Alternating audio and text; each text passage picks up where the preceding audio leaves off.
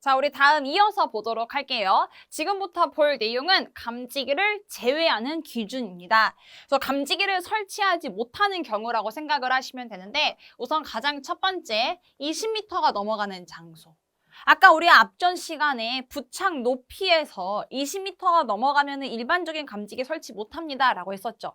하지만 특수한 감지기는 설치할 수 있다라고 했습니다. 그래서 일반적인 경우로 우리가 접근을 해서 살펴보게 되면은 20m가 넘어가는 장소에 설치 못합니다 라고 보게 되는 거고, 괄호 안에 불꽃과 광전식 중 아날로그 방식은 제외다. 왜 설치 가능하니까 라고 볼 수가 있습니다.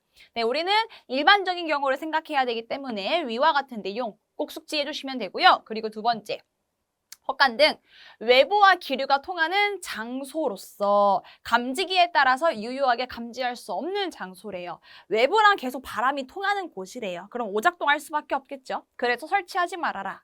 그리고 세 번째, 부식성 가스. 감지기가 채로 부착을 해야 되는 장소에 가스가 계속 있대요. 그럼 감지기 부식될 거 아니에요. 그래서 그 장소에 설치하지 마라. 그리고 네 번째, 온도 자체가 너무 높거나 너무 낮거나, 그래서 고온도와 저온도로서 감지기의 기능이 정지되기 쉽거나 유지 관리가 잘 어렵대요. 이런 장소 제외해라. 그리고 다섯 번째, 다른 거는 그렇게 중요하지 않은데 이 다섯 번째는 나중에 실기 때 너무나 중요한 내용으로 들어가게 됩니다. 목욕실과 욕조나 그리고 샤워 시설이 있는 화장실 같은 경우에 있어서는 감지기가 제외돼요. 자, 우리가 중요하게 봐야 되는 부분이 샤워 시설이 있는 화장실, 이 부분입니다.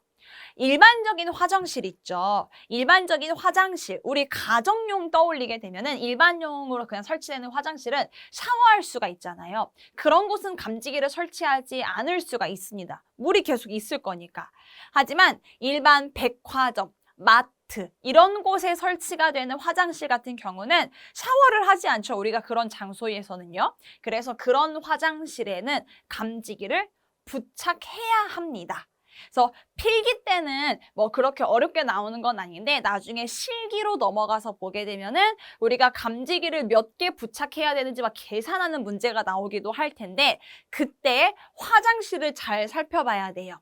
만약에 샤워 시설이 있는 화장실이면은 감지기를 설치하지 않아도 되기 때문에 그 면적을 고려하지 않을 거거든요. 하지만 샤워 시설이 없는 화장실은 감지기가 설치가 되는 곳이기 때문에 우리가 그 바닥 면적도 고려를 해서 감지기가 몇 개가 설치가 되는지를 계산해야 됩니다. 그래서 이 부분 너무나 중요하다. 실기 때 중요하다라고 기억해 주시면 됩니다. 다음으로 여섯 번째, 파이프, 덕트, 이러한 큰 배관 이런 것들이 두 개 층마다 방화 구획이 잘 되어 있는 상태래요. 그리고 면적 자체가 굉장히 작은 사이즈다라고 하게 되면 감지기를 설치하지 아니할 수 있다. 그리고 일곱 번째, 먼지, 가스, 수증기가 다량으로 체류하는 장소라든지 평상시에도 연기가 많이 발생하는 장소다라고 하게 되면은 감지기를 제외할 수 있다. 그런데 괄호 안에 가서 보게 되면 연기 감지기에 한한다라고 되어 있죠. 연기가 평상시에 많이 발생하는 장소는 연기 감지기만큼은 제외시켜주겠다라는 내용이라고 볼 수 있습니다. 자, 그리고 마지막으로 프레스 공장, 주족 공장 이렇게 화재 위험이 적은 장소에서 감지기 유지 관리가 어렵다라고 하게 되면 제외할 수 있다라는 기준이 나온다라는 것. 이거는 필기 때는 그렇게 많이 나오는 내용은 아니기 때문에 우리가 첫 번째에 해당되는 내용만 정확하게 숙지를 해주시고요. 나중에 실기 때 좀 더 자세하게 또 보도록 하겠습니다. 자, 지금부터는 이제 감지기 하나의 기준을 살펴보도록 할 거예요. 우리가 가장 첫 번째, 감지기의 종류는 무엇이 있었는지에 대해서 쭉 살펴봤고요. 그리고 공통적으로 이러한 감지기들을 어떻게 설치를 해야 되는지 그 기준을 살펴봤습니다. 그리고 이어서 감지기를 설치하지 않아도 되는, 제외되는 기준을 본 거죠. 그리고 지금 이번 시간부터는 그 앞에서 우리가 배웠었던 열감지기와 연기감지기 이러한 것들의 종류를 하나씩 살펴볼 겁니다. 자, 우선 가장 첫 번째 열감지기로 가서 보도록 할게요. 자, 우리 열감지기에는 차동식과 정온식과 보상식이라고 하는 걸로 세 가지로 나눠졌었죠.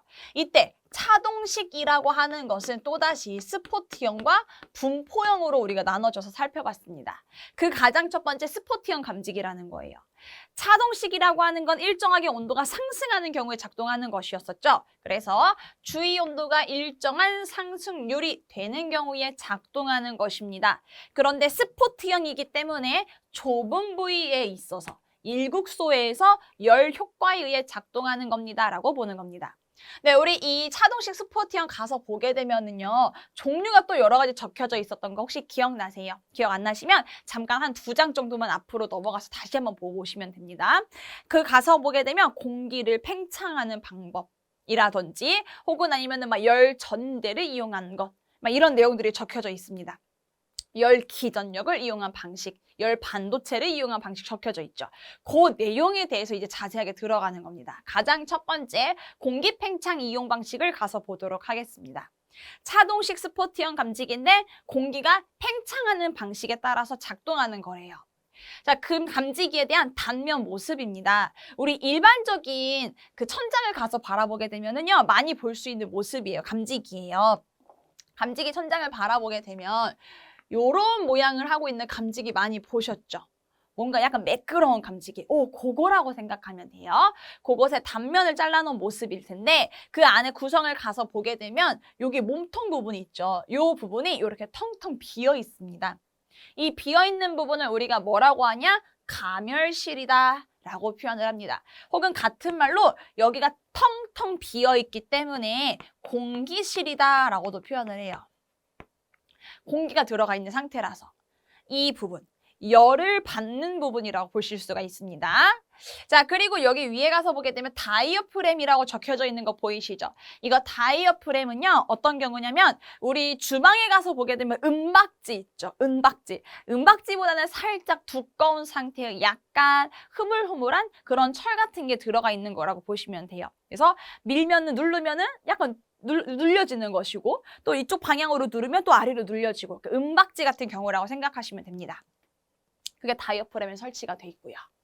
자, 그리고 여기 보면 플러스랑 마이너스라고 연결 있는 거 보이시죠? 발신기 쪽으로 쫙 연결되는 선입니다. 그래서 플러스 한쪽은 플러스가 흐르고 한쪽은 마이너스가 흐르게 되는 접점이 있습니다. 그래서 플러스 부분은 지금 현재 이렇게 다이어프램으로 흐르고 있는 모습이 되는 거고요. 마이너스 같은 경우는 여기까지만 딱 흐르고 있는 모습입니다. 여기 떨어져 있는 상태. 요걸 우리는 접점이라고 부를 겁니다. 그럼 작동되는 원리를 좀 이야기를 해보도록 할게요. 아, 그래서 열감지기구나라고 쉽게 이해하실 수가 있을 겁니다. 자, 화재가 발생했습니다. 뜨거운 열이 올라가게 되죠. 그럼 이 가멸실에 있는 공기 같은 경우는 뜨거운 열을 만나게 되니까 부피가 팽창할까요? 감소할까요? 이거 다 여러분들 원론에서 배우고 왔어야 되는 내용이에요. 자, 열을 받았다. 그러면 부피는 팽창하게 되어 있습니다. 이 내부의 공기는 팽창하는 거죠. 공기가 점차 커집니다. 근데 이 위에 뭐 있어요? 다이어프램이 있습니다. 다이어프램은 약간 구부려졌다가 펴졌다 할 수 있는 거라고 했죠. 그래서 공기가 계속적으로 밀어 올리니까 다이어프램이 약간 위로 올라가게 됩니다. 그럼 이때 접점은 서로 붙게 되는 거죠. 원래는 접점이 떨어져 있습니다. 그래서 한쪽은 플러스고 한쪽은 마이너스가 흐름에도 불구하고 서로가 만나지 않은 상태예요. 그런데 다이어프램이 올라가게 되면서 플러스와 마이너스에 대한 접점이 만나게 됩니다. 그래서 발신기에서 플러스, 마이너스 이렇게 전기가 통하게 되는 거죠. 전류가 흘러가는 겁니다. 원래는 안 흘렀었는데. 그래서 발신기는 갑자기 전기가 들어오니까 아, 감지기가 작동했구나 라고 알아차릴 수가 있는 겁니다. 이렇게 감지기가 화재가 났다는 걸 판단해서 감지기로 전기적인 신호를 보내주게 되는 것이죠. 작동 원리 아셨죠? 그래서 공기가 팽창함에 따라서 감지기가 작동하는 겁니다. 라고 해서 공기 팽창 이용 방식이라고 표현을 하는 것이고요. 이 공기가 팽창되기 위해서는 연기가 들어가요? 아니죠. 뜨거운 열 전달됨으로 인해서 공기가 팽창하는 거죠. 그래서 이것은 열감지기다라고 볼 수가 있는 겁니다. 그런데 여기에서 그 무엇보다 정말 중요한 게 한 가지가 있어요. 그 순서, 동작 원리 이해하시라고 말씀드린 거고요. 우리가 꼭 가져가야 되는 부분은요. 바로 여기 리크 구멍입니다. 리쿠 구멍을 설치하게 되는 목적이 너무나 중요합니다. 리쿠 구멍은요, 여기에 구멍이 살짝 뚫려 있는 상태예요. 여기 리쿠 구멍에 대한 목적은 오동작 방지를 위해 설치가 되어 있습니다. 다른 말로는 비화재보를 방지하기 위함이다라고 볼 수가 있죠.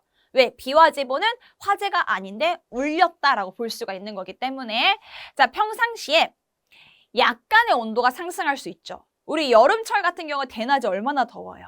그리고 겨울철 같은 경우에 있어서 새벽에는 추웠는데 내가 아침에 사무실 출근했어요. 너무 추워가지고 난방기를 틀었어. 그랬더니 실내의 온도가 갑자기 올라가기 시작을 하죠.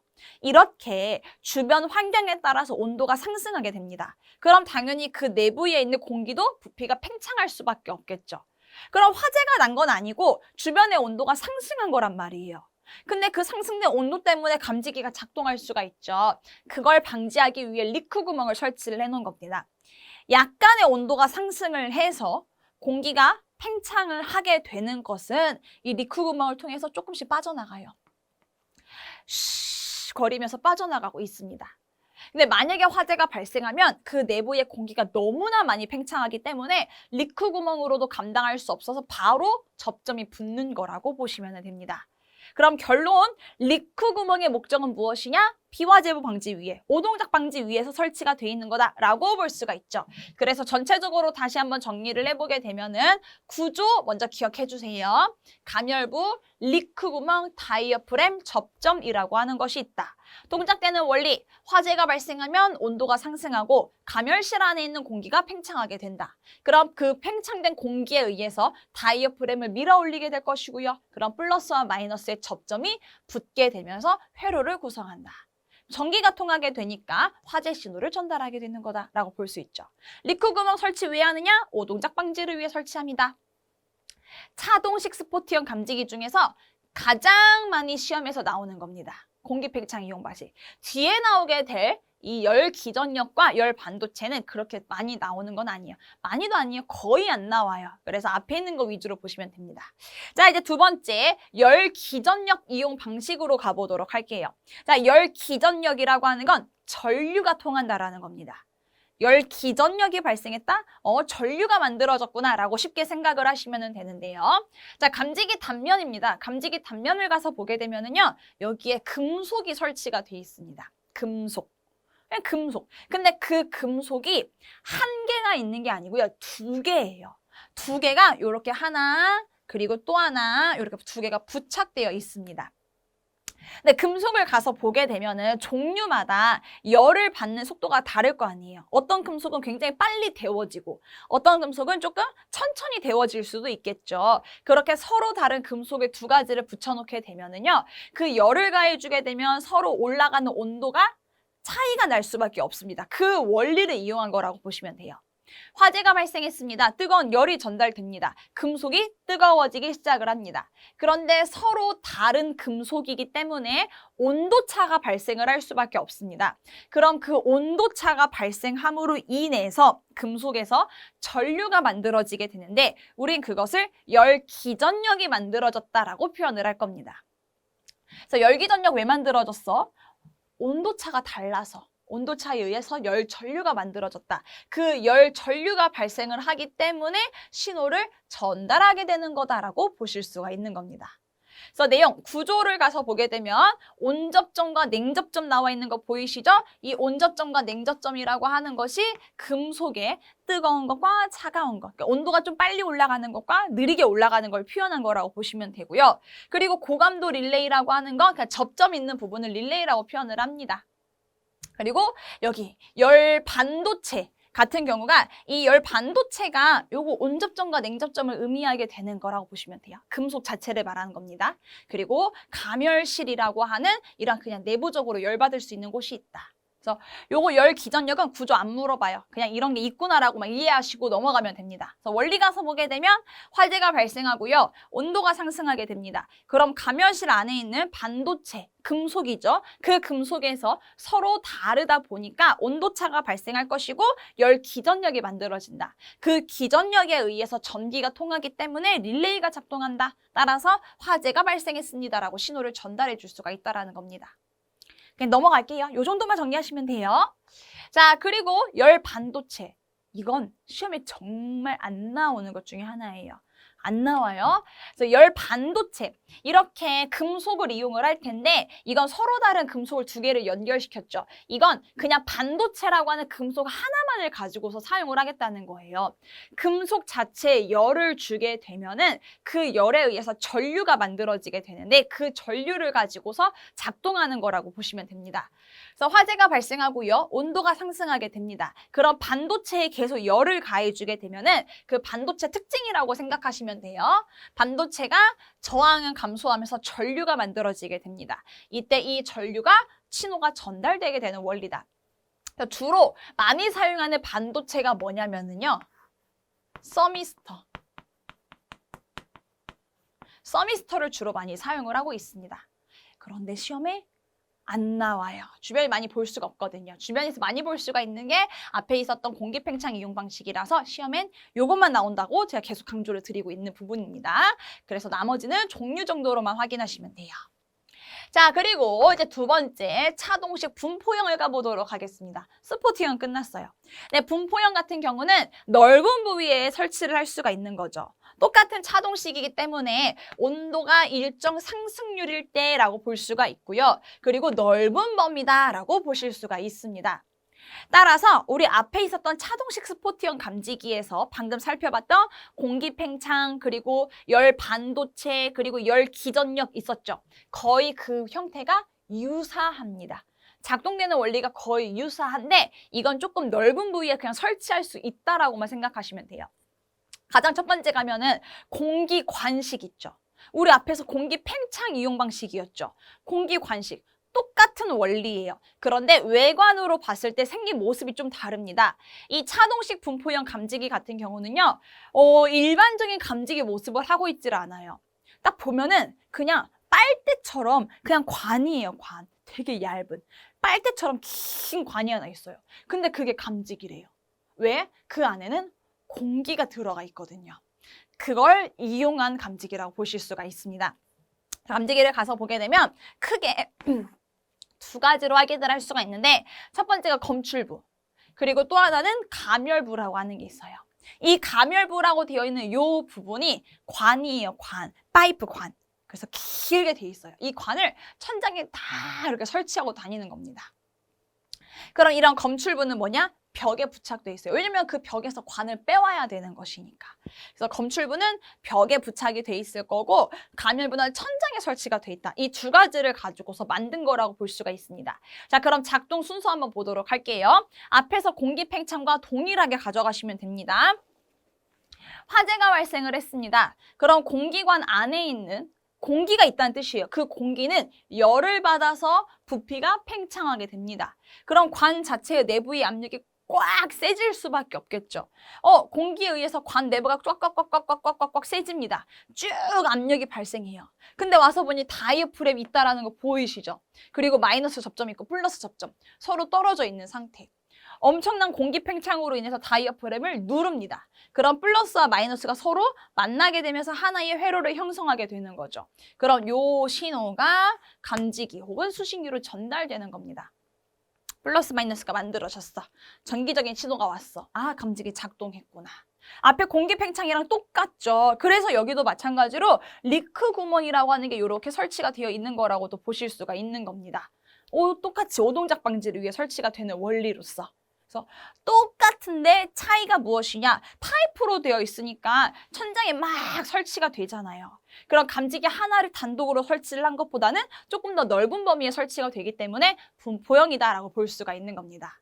근데 감지기가 모습이 굉장히 특이하죠. 그래서 이거는 이 감지기 자체별로 단독적으로 설치하게 되는 그 기준이 따로 정해져 있습니다. 우리는 그 기준을 가서 살펴보도록 할 거고요. 이 기준 시험에서 정말 많이 나옵니다. 특히 실기에서도 너무 많이 나오는 것 중에 하나예요. 꼭 기억하셔야 됩니다. 자, 우선은 설치가 되는 모습을 가서 볼 텐데 요거 네모난 게 그냥 하나의 천장이에요. 천장. 그리고 여기 이렇게 그 내부에 설치가 되어 있는 것들이 있죠. 이게 공기관입니다. 그리고 여기 끝처리에 네모 있는 게 검출부, 벽에 부착되어 있는 것. 나머지는 천장에 설치가 되어 있는 겁니다. 자, 그럼 공기관을 설치를 할 때 우리가 천장에다가 내가 설치를 할 거예요. 내가 천장에 설치를 할 때 그냥 끝에다가 벽 따라서 이렇게 설치를 할 수가 있죠. 그런데 그렇게 설치를 하게 되면은 안 좋은 게 가운데에서 화재가 발생을 한 거는 빠르게 감지기가 작동할 수가 없게 되겠죠. 감지기 없으니까. 그래서 법적으로 표현을 해놓은 겁니다. 감지기를 이런 식으로 크로스로 설치를 해라. 그걸 뭐라고 표현을 한 거냐? 감지기와 감지기 사이에 서로 간격은 6m 안에 들어와야 됩니다라는 겁니다. 6m 안에 있어라. 그래서 네모나게 만약에 설치를 했다라고 하게 되면은 요 부분 같은 경우는 여기서부터 여기까지 서로 6m가 넘어갈 수 있잖아요. 6m 넘어갈 수 있죠. 그래서 안 된다. 무조건 6m 안에 들어와라 라는 기준을 적용을 한 거고요. 그런데 만약에 이 건물 자체가 내화 구조로 되어 있다라고 하게 되면 내화 구조는 불에 잘 견디는 콘크리트 같은 걸로 지어져 있는 경우입니다. 그러면 법을 완화시켜 주겠다. 몇 미터까지? 9m까지는. 9m까지는 내가 완화시켜 줄게. 9m에만 들어오게끔 설치해라 라는 그런 의미라고 보실 수가 있습니다. 그리고 또한 최소 길이 기준이 있습니다. 이 공기관을 설치를 할 때 최소한 20m는 무조건 넘어가야 돼요. 왜? 공기관 길이 자체가 한 요 정도였다고 볼게요. 한 요 정도면 50cm가 되나? 50cm에서 뜨거운 열을 주게 되면 공기가 빨리 팽창하죠. 그럼 빨리 다이어프램을 밀어버릴 거 아니에요. 그러면 화재가 난 건 아닌데 평상시에 약간의 온도가 상승한 것뿐인데 그 관 길이가 너무나 짧다 보니까 빠르게 공기가 부피 팽창해서 다이어프램을 밀어 올리게 되는 오작동을 할 수가 있는 거죠. 그래서 최소한 20m 이상은 우리가 길게 하자.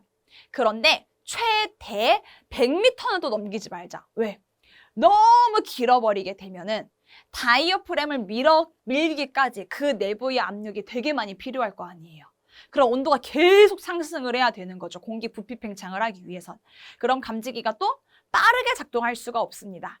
따라서 최소 20m 이상 100m 이하로 하자라고 한 내용이었다.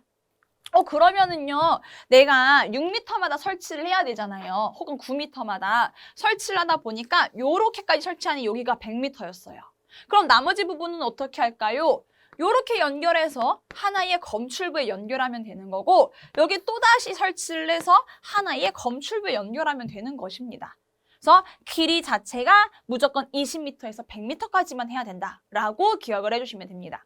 자, 요 내용 가지고서 우리가 적용을 해보도록 할게요. 자, 우선은 요거 내용을 좀 기억을 해주셔야 되는데 우리 앞전에서 앞에 여러분들 한 교재 2장만 앞으로 넘겨보시면은요.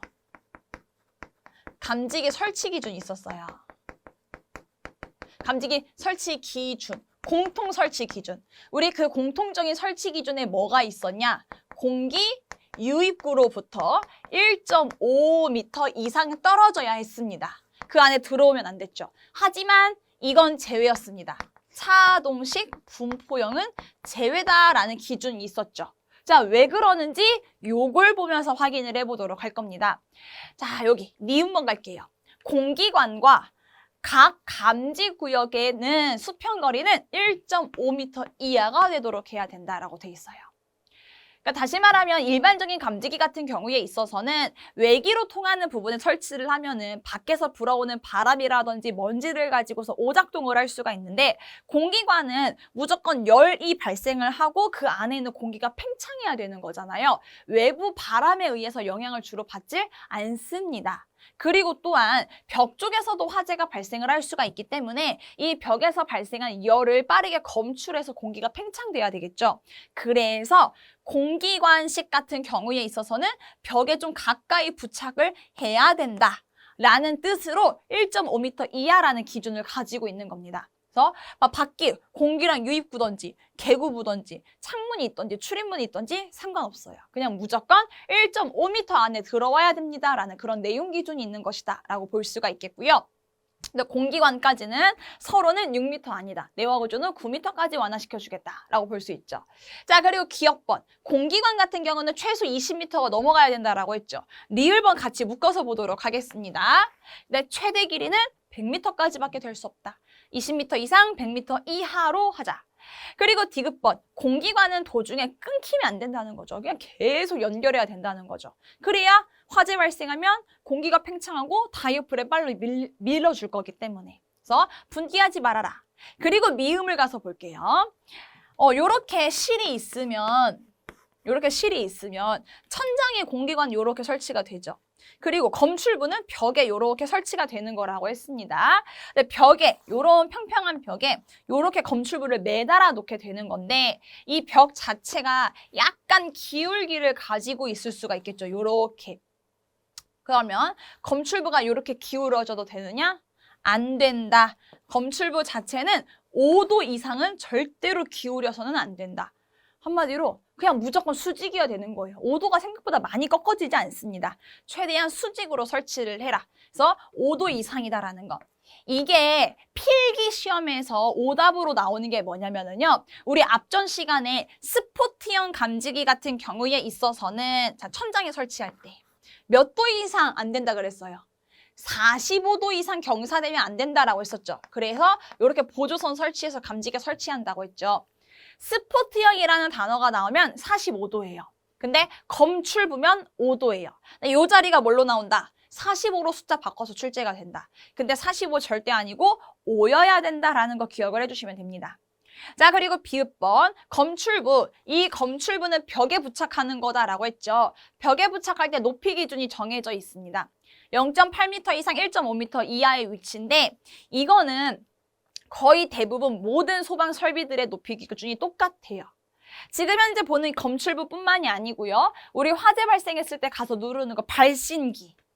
그리고 화재가 났습니다라는 수신할 수 있는 수신기 이런 것들이 있죠. 이러한 모든 것들에 대한 설치 높이 기준은 전부 다 0.8m 이상 1.5m 이하의 기준을 가지고 있습니다. 그래서 따로 외우실 필요가 없어요. 이 0.8에서 1.5가 어디서 나왔냐면은 우리 일반적인 사람들 평균 키가 있죠. 이 모든 사람들이 다 사용을 할 수가 있어야 되는 곳이기 때문에 모든 사람들의 평균 키를 내서 그 평균 키에서 사람 손목에서 어깨까지 요 사이에 설치가 되게끔 하자. 그 기준이 0.8m에서 1.5m 이하라는 기준을 가지고 있는 겁니다. 여기에 설치를 하게 되면은 누구나 다 그 소방시설을 사용할 수가 있다. 라고 한 것이죠. 숫자 기억하시면서 넘어가도록 하겠습니다. 그리고 추가적으로 이제 볼 것이 공기관 자체의 형식 승인 및 제품 검사 기술 기준에 나와 있는 사이즈예요. 자, 우선 형식 승인 및 제품 검사 기술 기준에 대해서 먼저 좀 언급을 해보도록 할게요. 우리가 구조 파트를 공부를 하게 되면은요, 어떤 기준에서 우리가 구조 파트 공부를 배우게 되냐면 첫 번째가 화재 안전 기준이에요. 각 소방시설물들을 설치를 할 때 어떻게 설치를 해야 되는지 그 기준이 나와 있는 것이죠. 그래서 앞에까지 본 내용들은요, 전부 다 이런 화재 안전 기준에서 명시하고 있는 겁니다. 근데 또 하나 우리가 구조를 공부를 할 때 볼 수 있는 내용이 지금처럼 나오게 되는 형식 승인 및 제품 검사 기술 기준이라고 해서 나오는 내용인데 요거는요, 그 제품 자체가 만들어져서 나올 때 지켜야 되는 기준이라고 보시면 돼요. 화재 안전 기준은 이 소방시설물들을 어떻게 설치를 할 건지 그 설치 기준에 대해서 나타내고 있다면 아래 나오는 형식 승인 및 제품 검사 기술 기준은 제품이 만들어져서 나올 때 정하게 되는, 그러니까 지켜야 되는 그 기준이라고 보시면 돼요. 그래서 모양은 어떻게 해야 되고 색깔은 어떤 색이어야 되고 만약에 불이 나오는 거였다. 그럼 불에 대한 밝기는 얼마여야 된다. 이런 모든 기준들을 명시해 놓는 겁니다. 그래서 이 형식 승인 및 제품 검사 기술 기준은 내용이 진짜 많아요. 왜냐? 제품이 만들어져서 나올 때 다 지켜야 되는 상황이다 보니까. 그래서 다 보지 않아요. 다 못 봐요. 그건 너무 내용이 많아가지고 시험에 나온 것만 제가 넣어놓은 겁니다. 그래서 이 부분은 다 보실 필요 없고요. 그냥 딱 적어드린 것만 확인하시면 돼요. 그래서 공기관 자체의 두께를 정해놨습니다. 이 두께 사이즈는 무조건 만들어야 된다라는 거죠. 자, 공기관입니다. 공기관은 이렇게 생겼어요. 조금 더 당겨놓게 되면. 좀 위로 그리도록 할게요. 바로 위에서 보게. 요렇게 생긴 모습이에요. 자, 근데 요 공기관이 가운데가 뚫려 있습니다. 왜? 공기가 들어가 있어야 되니까. 그래서 이거를 뭐라고 표현을 하느냐? 가운데가 비어있다라는 뜻으로 중공이라고 표현을 해요. 가운데가 비어있다. 근데 요 재질 자체가 동이에요, 동. 그래서 이걸 표현을 하기로를 공기관은 중공동관이야 라고도 표현을 합니다. 중공동관이야 라고 표현을 할 수가 있는데 이 공기관 자체의 첫 번째 두께는 요걸 말하는 겁니다. 여기 어느 정도 두께가 있고 그 가운데 공기 들어가는 거죠. 요 두께는 0.3mm 이상입니다 라는 내용인 것이고요. 그리고 이 전체적인 사이즈, 이게 바로 바깥지름. 그것은 1.9라는 거예요. 아, 두께는 0.3, 전체는 1.9다. 숫자. 이거는 실기 때도 괄호치기 문제로 출제가 되고요. 필기 때도 출제가 되는 부분이라서 체크하셔가지고 기억해 주시면 되겠습니다. 그래서 공기관식이었다. 근데 일반적인 감지기랑 좀 다르잖아요. 공기관의 모양을 하고 있죠. 일반적인 감지기들은 그냥 감지기 한번 뚜껑 열어봐가지고 얘가 정상인지 비정상인지 빨리 확인을 할 수가 있습니다. 그런데 공기관 같은 경우는 사이즈 보세요. 1.9mm, 0.3mm래요. 두께 자체는. 얼마나 얇고 작다라는 거예요.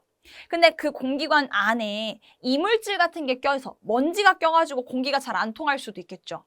혹은 보이진 않지만 어딘가에 구멍이 나 있을 수도 있죠. 그래서 공기가 막 줄줄줄 셀 수도 있겠죠. 그래서 이런 것들을 정확하게 우리가 확인을 하기 위해서 점검하는, 시험하는 방법이 있습니다. 그래서 공기관 감지기를 우리가 시험하는 방법에 대해서 보도록 할 겁니다. 엄청나게 자주 나오는 건 아니고요. 필기 때는 안 나올 거고요. 보통 실기 때 좀 많이 나올 겁니다. 실기 때. 자, 우선 가장 첫 번째로 화재 작동 시험을 가서 보도록 할게요. 화재가 발생하면은 공기관 내에 공기가 팽창해서 다이어프램 밀어 올려서 화재가 났습니다라고 작동하게 되잖아요. 그 작동하는 것이 제대로 되는지를 확인하는 시험입니다. 그래서 감지기 작동 공기압에 상당하는 공기량을 집어넣어서 접점이 붙을 때까지 걸리는 시간을 측정한다. 그러니까 다시 공기관이 작동을 하잖아요. 그러면은 그 공기가 팽창을 해서 다이어프램을 밀어 올리게 되는 거죠.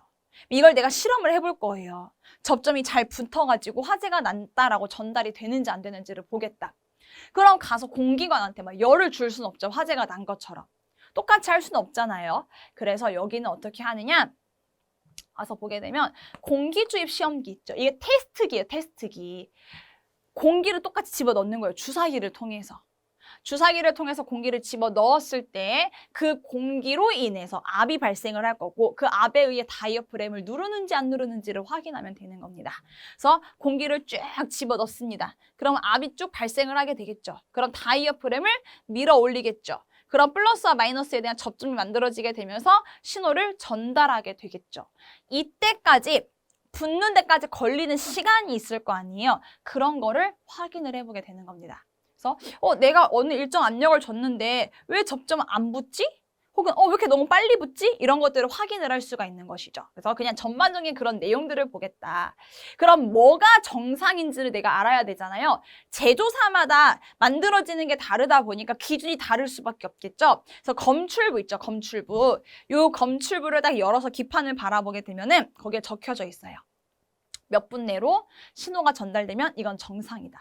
그런데 몇 분이 넘어갔다. 혹은 몇 분 안에 들어왔다. 그럼 너무 빨리 작동하거나 너무 느리게 작동한 것으로서 문제가 있는 거다. 그런 거를 확인해 줄 수 있는 기준치가 작성이 돼 있습니다. 그래서 그냥 그 내용이다. 검출부에 명시된 시간 안에 접점이 작동하는지 안 하는지 확인해 봐서 정상 유무를 판단하는 거다라고 볼 수가 있겠습니다. 자, 그리고 두 번째, 작동 계속 시험 가서 볼게요. 앞에 있었던 화재 작동 시험은 접점이 붙는지를 확인하는 거였죠. 제대로 붙는지. 그러면 이제 화재가 다 끝났어요. 그럼 그 안에 있는 공기가 이제 뜨거워지지 않죠. 식겠죠. 그러면은 압 자체는 줄어들 수밖에 없습니다. 그럼 이거 접점 붙은 거 어떻게 돼요? 다시 똑똑똑똑똑똑 떨어져야 되겠죠. 그걸 확인하는 시험입니다. 작동이 계속적으로 할 수가 있는지 확인하는 것이죠.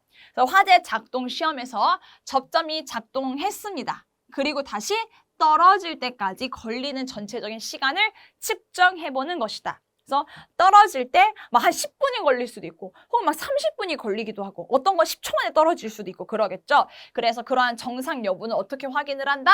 검출부에 적혀져 있다. 제조사마다 다르니까. 그걸 확인해보는 거다라고 볼 수가 있죠. 자, 그리고 답은 유통시험을 갈게요. 자, 이 유통시험이라고 하는 것은 공기관 자체의 길이를 확인하는 거예요. 공기관 자체의 길이를 확인하는 겁니다. 그래서 공기관의 길이가 너무 길진 않은지, 짧은 건 아닌지, 혹은 그 안에 이물질이 낀 건 아닌지, 빵꾸가 난 건 아닌지 이러한 전체적으로 확인하는 겁니다. 그래서 유통시험, 공기관 안에 공기를 집어넣어서 공기관이 누설되는지, 찌그러졌는지, 막혔는지, 길이는 적정한지 이런 것들을 확인하는 시험이다. 그래서 시험에서는 다른 건 자주 안 나오는데 유통시험은 그래도 좀 나오는 편이에요. 유통시험. 자, 유통시험 보면은 이거는 요렇게 관이 있잖아요. 제가 여기다 볼게요. 공기관이 이렇게 길게 있을 겁니다. 공기관 긴 끝에, 가장 끝부분에 요렇게 마노미터라고 하는 것을 설치를 합니다. 우리 그림상으로 보게 되면 이게 마노미터예요. 마노미터. 그리고 여기 공기관 쭉 연결돼 있겠죠. 공기관 가장 끝부분에 연결시킵니다. 마노미터를요. 그래서 마노미터를 가서 이렇게 연결을 시킵니다. 그리고 이제 중간에다가는 테스트 펌프, 주사기를 집어 넣어가지고 압을 만들어주는 거라고 보시면 돼요. 자, 그러면 첫 번째 마노미터로 접속을 하게 됩니다. 그리고 공기주입 시험기를 연결을 시켜서 테스트 펌프로 관에 쫙 압을 집어 넣습니다. 여기 끝부분에다가 이해하기 쉬우시라고 여기에 주사기 설치했다고 보도록 할게요. 주사기죠. 주사기를 설치를 했어요. 압을 쫙 넣습니다. 그럼 여기 공기관이 있겠죠. 공기관에 압이 꽉 차니까 마노미터에 압이 가해지기 시작을 합니다. 근데 이 마노미터를 가서 보게 되면 눈금이 있잖아요. 눈금을 여기 안에는 이렇게 액체가 들어가 있을 거고 이걸 어디까지 올리냐? 100까지 올려요. 눈금을. 그럼 여기는 낮아지고 여기는 올라가게 되겠죠. 눈금 자체가. 이렇게 올려놓습니다. 그리고 나서 이제 주사기로 더 이상 압을 놓지 않습니다. 이 중간에 송기관이라고 하는 게 있어요. 송기관 혹은 송기구라고 하는 게 있어요. 바람을 배출시키는 구멍이 하나 있거든요. 걔를 오픈을 합니다. 따끄닥하고. 그럼 이 공기관에 있는 압 자체가 송기관을 통해서 쭉 빠져나가기 시작하죠. 그럼 빠져나갈 때 어떻게 되겠어요? 압이 빠져나갔으니까 100에서 다시 눈금이 쫑쫑쫑쫑쫑 떨어지게 되겠죠. 어디까지 떨어지는 걸? 100에서 50까지 떨어지는 것을 시간을 측정합니다. 100에서 50까지 떨어지는 시간을 측정하는 거예요. 이때 걸리는 시간이 있겠죠. 그 시간을 보고 검출부에 갑니다. 기판을 확인을 하는 거죠. 그래서 이것은 유통시험을 했을 때 100에서 50까지 떨어지는 게 시간이 얼마 안에 들어오면 정상이다. 그런데 만약에 너무 오래 걸렸다. 그러면 중간에 무언가가 막혔다 확인할 수 있는 거고 혹은 100에서 50까지 너무 빨리 떨어진다. 그러면 중간에 어딘가가 지금 새어나가고 있구나라고 볼 수가 있는 겁니다. 그러니까 이런 식으로 확인을 하는 것이다. 그래서 마지막에 가서 보게 되면은 공기관 길이에 따라서 정해진 시간 안에 들어와야 정상이다라고 볼 수가 있다라는 거죠. 그래서 이런 내용이라는 것. 그래서 실제 시험에서는 우선 뭐가 나왔었냐면은요. 여기 유통시험에 필요한 기구 3가지. 마노미터, 테스트 펌프, 그리고 시계 확인해야 되니까 초시계. 그리고 이제 거기에 초시계까지 이렇게 3가지가 들어간다. 요거 물어본 적 있었으니 요것만 좀 체크하셔서 보시면 되고요. 자, 마지막으로 접점 수고 시험이 있는데 수고라는 것은요. 접점 압력 시험이라고도 표현을 할 수가 있는데요. 좀 더 쉽게 표현을 하게 되면 접점 간격 시험이에요. 접점이 한쪽이 플러스고 한쪽이 마이너스잖아요. 요 간격이 제대로 잘 들어가 있는지를 보는 겁니다. 이 간격 자체가 너무 멀리 떨어져 있다라고 하게 되면은 감지기 자체가 정상적으로 작동하더라도 서로 붙는데 시간이 오래 걸릴 수밖에 없겠죠. 혹은 너무 가까이에 있으면은 감지기가 제대로 작동을 하더라도 너무 빨리 붙어버릴 수가 있을 거 아니에요. 그래서 이 간격 자체가 적정한지를 확인하는 시험이라고 표현을 합니다. 거의 안 나오거든요, 시험에. 그래서 이런 내용이 있다라는 것만 여러분들 확인해 주시면 되는 겁니다. 자, 다음으로 열 전대식 가보도록 할게요. 우리가 방금까지 본 내용은 공기관식에 관련된 내용이었고요. 그리고 지금은 열 전대식입니다. 차동식 스포트형 가서 보게 되면 차동식 스포트형에서 열 기전력을 이용한 방식이 있었죠. 네, 그거를 분포형에서는 열 전대식이라고 표현을 합니다. 차동식 스포트형에서 이 열 기전력은요. 감지기 내부에 온접점과 냉접점이라고 하는 반도체가 하나 들어가 있었죠. 스포트형이기 때문에 한 개였어요. 이것은 분포형이죠. 그래서 한 개가 아닌 4개가 설치가 될 겁니다. 요거를 좀 더 당겨서 확인을 해보게 되면 한쪽과 한쪽과 요렇게 나눠져 있어요. 서로 다른 금속이 붙어 있는 겁니다. 여기도 이렇게 서로 다른 금속이 이렇게 붙어서 연결되어 있는 겁니다. 자, 그럼 똑같아요. 화재가 발생을 했습니다. 서로 다른 금속이기 때문에 온도차가 발생을 하게 되겠죠. 그럼 그 온도차에 의해서 전류값이 만들어지게 될 것이고 그 전류가 신호 전달되기 때문에 화재가 났습니다라고 인식할 수 있다라는 거죠. 근데 최소한 4개가 설치가 되는 거기 때문에 이거는 분포형이라고 표현을 하게 되는 겁니다.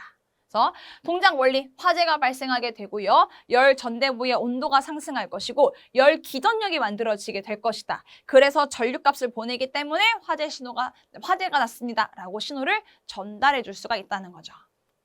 여기서는 또 하나의 기준이 있는데 이 열 전대 요거 하나 있죠. 요거 하나가 볼 수 있는 바닥 기준이 있어요.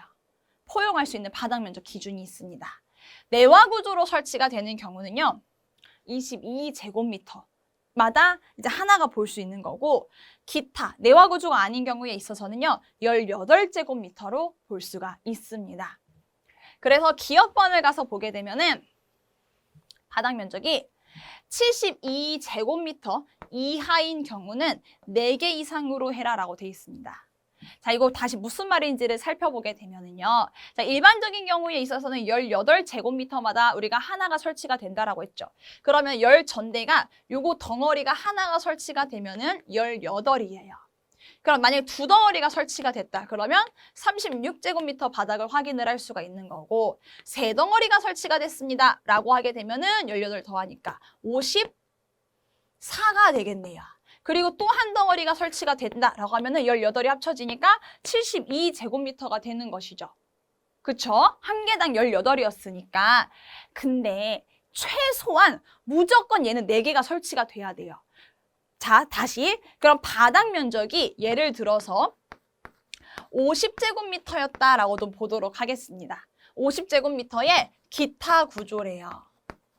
그래서 내가 열전대를 설치를 할 거예요. 그러면 열전대 몇 개 설치를 해야 되냐라고 물어보게 되는 거죠. 한 개가 18제곱미터마다 설치가 된다라고 했죠. 그럼 18분의 50이라고 우리는 표현을 할 수가 있는 것이고 계산을 하게 되면은 3, 8에 24, 2.xxx니까 우리는 몇 개 설치하면 돼요? 3개를 설치하면 되는 거예요. 계산을 통해서 확인을 해보니. 하지만 무조건 몇 개 이상 설치해야 된다. 최소 전류값을 만들어줘서 신호 전달해야 되거든요. 그래서 무조건 3개지만 3개 아닌 4개 설치하자. 최소 기준에 맞춰서.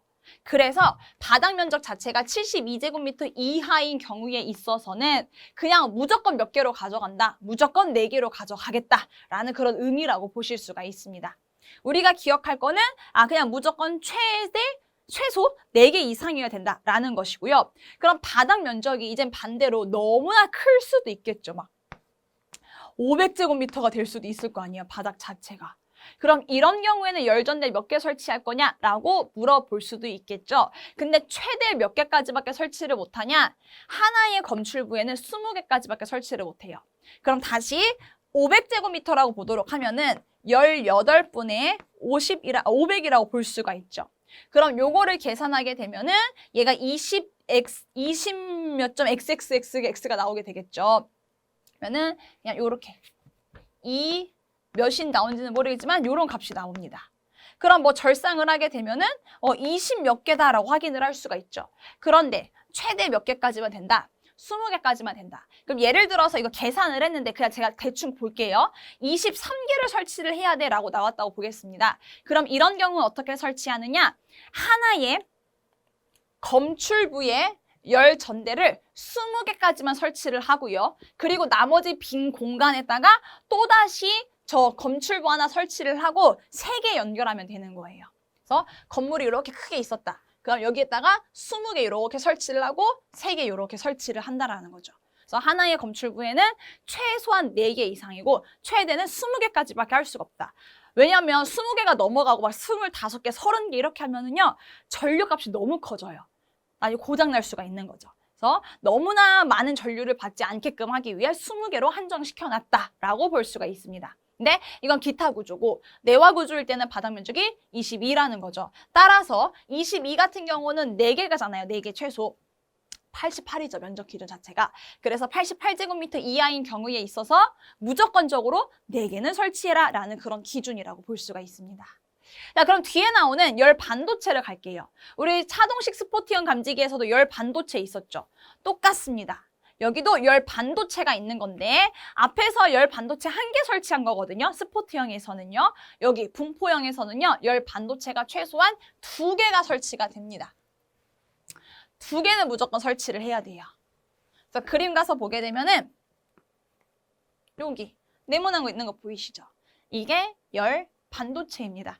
최소한 2개 설치되는 거죠.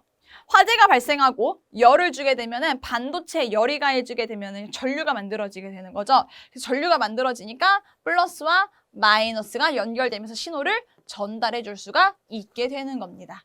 그래서 작동하는 원리다. 이런 내용이다라는 거 보시면서 근데 여기서 또 중요한 게 하나 있어요. 이 반도체 하나가 포용할 수 있는 바닥 면적 기준이 정해져 있습니다. 우린 이 내용을 살펴봐야 되는 것이에요. 요것도 이제 기억하죠. 자, 이런 거 다 기준이 시험에서 안 나와요. 우리가 외워야 돼요. 그래서 감지기가 좀 외워야 될 부분이 많습니다. 자, 기준 가서 보게 되면은 8m 미만과 8m에서 18m, 어이구 죄송해요. 우리 하나 고칠게요. 여기가 18이 아닌 15로 들어가는 게 맞습니다. 8m 이상 15m 미만으로 보겠습니다. 요 기준으로 나눠서 확인을 해볼 수가 있어요. 8m 미만 그리고 8에서 15m. 그리고 그 건물 자체가 내화 구조냐 기타 구조냐에 따라서도 달라질 수가 있고요. 그리고 감지기 자체가 1종이냐 2종이냐에 따라서 이 하나 자체가 포용할 수 있는 바닥 면적 기준이 다릅니다. 그걸 우리가 외워야 되는 거죠. 외우실 때 이건 조금 쉽게 외울 수 있어요. 내기, 1, 2 외우시고요.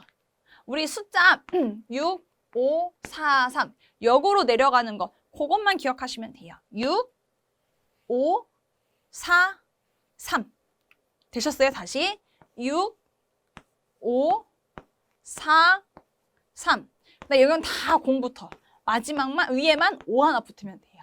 그래서 6, 5, 4, 3 6, 5, 4, 3 그렇게 외우시고 여기는 어쩔 수 없어요. 그냥 외워야 돼요. 36, 23, 36, 23이라는 바닥 면적 기준을 가지고 있다. 라는 것. 그래서 이 기준에 따라서 내가 앞에 있었던 이 반도체를 몇 개를 설치를 해야 되는지를 계산할 수가 있는 겁니다. 자, 그런데 이거는 여기는 또 헷갈릴 만한 게 한 가지가 더 있어요. 그 다음에 나오는 기억과 니은에 관련된 내용입니다. 이걸 우리는 좀 정확하게 기억을 하셔야 돼요. 자, 부착 높이가 8m 미만이래요. 그리고 바닥 면적이 면적 이하인 경우는 1개 이상으로 한다. 다 보겠습니다. 8m 미만이고 여기를 말하는 거죠. 자, 여기고 바닥 면적 기준이 요것보다 작은 경우에 있어서는 1개로 하겠다. 자, 다시 설명드리겠습니다. 반도체가 우리 최소 무조건 몇 개 설치해야 된다고요? 2개. 무조건 2개 이상을 설치해야 되는 것이에요. 무조건이에요. 자, 그래서 예를 한번 보도록 하겠습니다. 이 건물에 대한 높이는 10m예요. 그리고 내화 구조로 되어 있습니다. 근데 나는 이때 열 반도체 방식의 감지기를 1종을 설치를 할 겁니다. 근데 그 실 자체의 바닥을 가서 살펴보게 되니까 그 실에 대한 바닥은 50제곱미터였습니다. 과연 이때 열 반도체를 내가 몇 개를 설치하면 될까요? 라고 물어봤어요. 자, 그럼 하나씩 풀어볼게요. 아이고, 하얀색 여기 있군요. 10m래요. 그러면 요 기준이다. 그쵸? 두 번째 거죠. 근데 내화 구조로 되어 있대요. 오, 내화 구조다. 몇 종 설치한다고요? 1종을 설치하겠다. 그럼 50. 50이라는 기준을 가지고 있구나. 근데 그 실은 바닥이 몇이라고요? 50이라고요. 그러면 나는 50제곱미터마다 1개를 설치를 할 건데 그 실 자체도 50이니까 감지기 몇 개 설치하면 돼? 1개 설치하면 돼. 하지만 이렇게 1개라고 답해서는 안 되죠. 왜? 최소 기준 우리가 몇 개로 가져갈 거니까. 무조건 2개는 설치를 해야 되는 것이기 때문에 1개가 아닌 2개다라고 볼 수 있습니다. 그래서 열 반도체는 2개 들어가야 돼 라고 대답을 하는 게 원래 정답이에요. 최소 기준을 따라가야 되니까요. 자, 그런데 예외되는 경우가 있습니다. 예외되는 경우. 자, 이것도 예를 들어서 보도록 할게요. 지금 현재 높이 자체가 4m라고 합니다. 그리고 내화 구조로 건물을 지어놨습니다. 이때 똑같이 1종으로 설치를 할 것이고요. 그런데 그 실에 대한 바닥 면적은 50제곱미터였습니다. 라고 보겠습니다. 지금 달라진 거는 몇 분이에요? 높이만 지금 달라졌다는 걸 확인을 할 수가 있죠. 자, 그럼 그 기준을 쫓아가서 보게 되면 4m니까 8m 미만이고요. 내화 구조고 1종이니까 바닥 면적 기준 몇이에요? 65제곱미터라고 보실 수가 있는 거죠. 그러면 나는 50제곱미터마다 65제곱미터마다 하나를 설치를 해야 되는데 지금 현재 바닥 면적이 50이래요. 그럼 0.xx개니까 한 개를 설치를 해야 되는데 우리 최소 기준에 따라서 한 개가 답이 아닌 두 개로 봐야 되는 것이냐? 아니요. 여기서는 한 개로 가져가는 게 맞다라는 겁니다. 왜? 다음에 나오는 기억권의 내용 때문에. 자, 부착 높이가 8m 미만이라고 합니다. 8m 미만이고 그 해당하는 실 자체의 바닥 면적이 기준에 따른 바닥 면적보다 숫자가 작은 경우에 있어서 따라서 이렇게 0.xx로 나오는 경우에 있어서는 그 실 자체의 사이즈가 워낙에 작다 보니까 굳이 최소 기준이 두 개 따라갈 필요가 없다. 그냥 무조건 그냥 한 개 설치해라 라는 그런 내용이라고 볼 수 있는 거죠. 그래서 여기서는 두 개였지만 여기서의 열 반도체는 한 개로 가져가는 것이 맞다. 이런 게 어디서 나오냐? 실기에서 나옵니다. 그래서 이걸 잘 해석하실 줄 알아야 된다는 거예요. 그래서 이 경우에 있어서만 65보다 작을 때, 40보다 작을 때, 36과 23보다 각각 작은 바닥 면적 같은 경우는 그냥 한 개로 보겠다라는 내용입니다. 그리고 최소 개수는 두 개였죠. 이거는 최대 개수도 정해져 있어요. 왜냐? 반도체에서 너무 많은 전류값이 나오게 되면은 손상이 날 수가 있잖아요. 그래서 앞에서는 우리가 열 전대 같은 경우는 4개 이상이지만 20개까지밖에 안 된다라고 했었죠. 그러면 여기도 마찬가지로 똑같이 정해져 있습니다. 2개 이상이거든요. 근데 최대 개수 몇 개까지만? 15개까지만 됩니다. 15개까지. 그래서 2개 이상 15개 이하로 돼야 된다라고 볼 수가 있겠습니다. 자, 그리고 정원식 스포트형 감지기인데 이 정원식 스포트형 감지기 같은 경우는요. 일정 온도 이상이 된 경우에 작동하는 거다라고 했었죠. 정원식 스포트형은 시험에 나오는 게 거의 없어요. 시험에 나올 만한 게 그렇게 딱히 없습니다. 그냥 뒤에 나오는 정원식 감지선형 감지기죠. 걔가 훨씬 중요해요. 외관이 특이하니까. 스포트형은 일정한 온도 이상이 될 때 작동하는 거다라는 정도로만 보시고요. 이 아래쪽에 앞에서 이러한 방식으로 인해서 그냥 감지기가 작동되는 원리라는 뜻이에요. 그래서 세부적으로 들어갈 필요는 없습니다. 한번 읽어보시기만 하면 돼요. 바이메탈이라는 단어가 나오면은 아니야 정원식이구나. 요 정도까지만 정리를 하면서 넘어가도록 하겠습니다. 네, 정원식에 가서 보게 되면 이 형식 승인 제품 검사 기술 기준도 있는데 딱히 이것도 시험에 나오는 부분은 없어요. 그래서 뒤에 나오는 게 더 중요하니 이제 넘어가겠습니다. 이게 시험에 나오는 거죠. 우리 시험에 나오는 건. 정원식 감지선형 감지기. 왜? 너무나 특이하거든요. 앞에 있는 정원식 스포트형 감지기는 그냥 일반 감지기 모습을 하고 있습니다. 그런데 여기 나오는 정원식 감지선형 감지기는요. 우리가 외관으로 쳐다봤을 때 전선처럼 보여요. 그러니까 일반 전선인 것 같은데 그거 감지기야 이렇게 얘기를 할 수가 있는 겁니다. 그래서 특이하기 때문에 감지선형이 시험에서 출제가 되는 것이죠. 자, 정상일대를 가서 보게 되면은요, 피복이 쌓여져 있고요. 그 피복을 잘라서 살펴보게 되면은 플러스 선과 마이너스 선이 들어가 있습니다. 이 두 가지의 선이 만나면 안 되기 때문에 플러스에도 피복이 감싸져 있고 마이너스에도 피복이 감싸져 있고요. 그게 막 크로스로 되어 있습니다. 그리고 전체적으로 다시 한번 피복을 감싸 놓은 거고. 화재가 발생하게 되면 열을 전달하기 때문에 피복이 녹기 시작하죠. 밖에는 피복 녹습니다. 그리고 각각 플러스와 마이너스를 감싸고 있었던 피복도 녹기 시작을 합니다. 그럼 녹으면서 어떻게 되겠어요? 플러스와 마이너스가 서로 만나게 되는 거죠. 그럼 플러스와 마이너스가 만났으니 어떻게 돼요? 전류가 만들어지는 겁니다. 그럼 신호를 전달하게 되는 거죠. 그래서 화재가 났구나라고 작동하게 되는 거라고 볼 수가 있습니다. 굉장히 특이한 전선의 모습을 하고 있죠. 그래서 이 전선 자체로서 설치할 수 있는 기준이 정해져 있고 이 기준을 우리는 중요하게 살펴봐야 되는 거죠. 자, 기준 가서 보도록 하겠습니다. 이것만 한번 체크하시고 자, 설치 기준 선이잖아요. 선, 전선처럼 생겼다고 했잖아요. 그래서 보조선이나 고정 금고를 사용을 해서 막 축 늘어뜨려지지 않게끔 설치를 해야 된다. 그리고 두 번째, 단자부와 마감 고정 금고와는 10cm 이하로 한대요. 벽을 가서 보게 되면 벽에 요렇게 단자부가 있을 거고 이 단자부에서 천장을 따라서 요렇게 선이 설치가 되겠죠. 이 선이 늘어나지 않게끔 하기 위해서 마감 고정 금고를 중간중간 요렇게 하나씩 설치를 할 수가 있는 것인데 이때 요 설치를 할 때 이 마감 고정 금고와 이 단자부와의 그 사이에 대한 거리, 요 거리 자체가 10cm 안에는 들어와 있어야 된대요. 그러니까 최대한 단자부랑 가깝게 먼저 고정금고 하나 설치하고 늘어나면 안 되니까 그리고 추가해서 부착해라라는 내용이라고 볼 수 있습니다. 그래서 10이라는 숫자만 기억을 하시면 되고요. 그리고 두 번째, 감지 선형의 감지기의 굴곡 반경은 5cm 이상으로 한다라고 돼 있습니다. 여기서 말하는 이 굴곡 반경이라고 하는 건 뭐냐면은 여기 꺾이잖아요.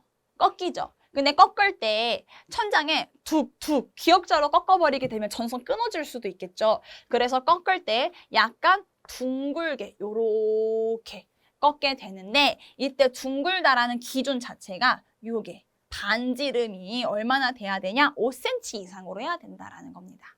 그래서 5cm 이상으로 꺾어라. 그래서 숫자 5만 기억 한번 해주시면 됩니다. 자, 그리고 마지막으로 하나를 가서 보게 되면 천장에 설치가 되죠. 위에서 바라본 모습으로 갈게요. 요렇게 설치가 되면 감지선형 감지기도 요런 식으로 천장에 쫙 설치가 되겠죠. 근데 설치를 할 때 앞에서 우리 차동식 분포형 감지기도 여기 수평거리 있었던 거 혹시 기억나세요? 얼마만큼 가까워야 된다?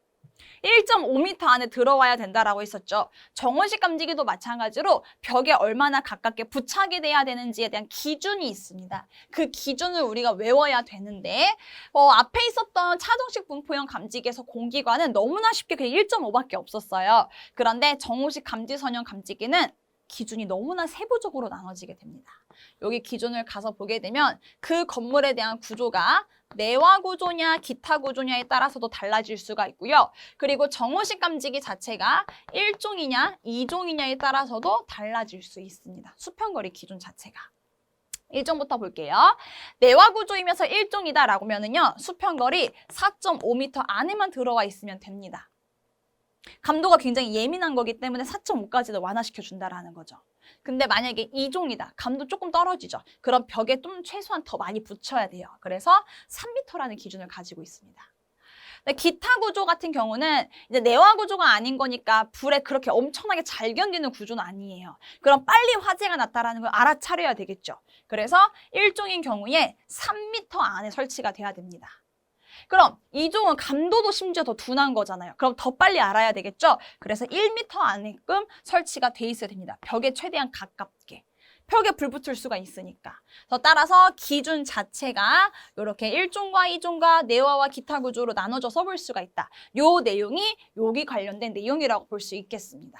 그래서 이렇게 수평거리에 관련된 기준도 우리 설치 기준에 들어간다. 숫자 한번 쭉 기억을 해주시면서 다음. 만약에 케이블 트레이에 감지기를 설치를 했다. 우리 케이블 트레이 같은 경우는 천장에 이렇게 트레이 하나 설치되는 거예요. 판때기, 철 같은 걸로. 그래서 그 철 위에다가 이렇게 감지기들을 올려놓는다라는 거죠. 그런 경우에 있어서는 받침대에서 막 선이 움직일 수가 있으니까 마감 금고 사용한다. 그냥 그런 의미라고 볼 수가 있겠고요. 만약에 천장에 설치를 했어야 됐는데 내가 천장에 설치를 하려고 보니까 설치가 안 된다. 그럼 천장에 이렇게 보조선을 설치를 해서 그 보조선 사이에 이렇게 선이 지나갈 수가 있게끔 설치해라. 가볍게 보셔도 괜찮아요. 그리고 분전반 내부에 설치를 하는 경우 이제 분전반 조그마한 함이 있죠. 그 함 내부에다가도 감지기를 설치를 한다라는 거예요. 그런 경우에 있어서는 감지기가 왔다 갔다 움직일 수가 있으니까 전선이니까 이 분전반 내부 안에 고정시킬 수가 있게끔 돌기를 설치를 하고 그 돌기 사이에 감지기 넣어라라는 그런 의미라고 볼 수 있습니다. 그래서 이런 내용들이 들어가 있다. 그래서 우리가 중요하게 외워야 되는 부분은 여기 뒷부분은 아니고 앞에 나와 있는 숫자를 위주로 우리가 정확하게 숙지를 해주시면 됩니다. 그리고 정말 중요한 게 요거예요. 형식 승인 및 제품 검사 기술 기준.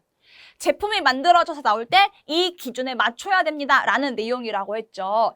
이 정원식 감지기를 가서 보게 되면 정원식뿐만이 아니고 다른 일반적인 감지기들을 가서 보면은 감지기들이 다 판으로 있다 보니까 그 판에 이거 감지기 몇 도짜리예요라고 내용이 적혀져 있어요. 그러니까 정원식을 다시 한번 생각해 보면 우리가 정원식은 몇 도 이상일 때 작동하는 감지기다라고 해서 100도짜리예요, 80도짜리예요라고 정해져 있다라고 했죠. 그 감지기 그 기판 가서 보게 되면 뒤에 다 적혀져 있어요. 근데 전선으로 이루어져 있는 감지기는 내용을 써놓기가 되게 애매하겠죠. 그리고 막 자세히 들여다보기 얼마나 힘들겠어요. 전선으로 되어 있다 보니까. 그래서 전선에 피복 색깔을 정해놨습니다. 만약에 작동하는 그 감지기 자체가 80도 이하다라고 하게 되면은 피복의 색깔을 백색으로 감싸. 근데 만약에 80과 120도 사이에 들어가 있어. 그러면 청색으로 피복을 해. 근데 120도가 넘어간다? 그럼 적색으로 해. 라고 만들어 준 겁니다. 근데 가서 기준을 가서 보게 되면 이상, 이하 겹치는 거 보이시죠? 법이 원래 그래요. 그냥 그대로 그냥 보고 가시면 돼요. 그래서 우리는 80과 120이라는 숫자만 기억을 하시고 백청적, 순서대로 백청적 기억하시면 됩니다. 80과 120 생각하면서 백청적이다 라고 보시면 되겠습니다. 자, 그리고 마지막 보상식 딱 여기까지만 볼게요. 자, 우리 보상식 같은 경우는 고려할 거 다른 거 없었죠. 그냥 차동식과 정원식 두 가지의 기능이 다 들어가 있는 것이고 둘 중에 하나만 작동하더라도 화재가 났습니다라고 알려줄 수 있는 설비가 되는 거다. 이 정도까지 정리해 보도록 하겠습니다. 그리고 또 잠시 쉬었다가 우리 열 감지기 끝난 거거든요. 연기 감지기 이어서 살펴보도록 할게요.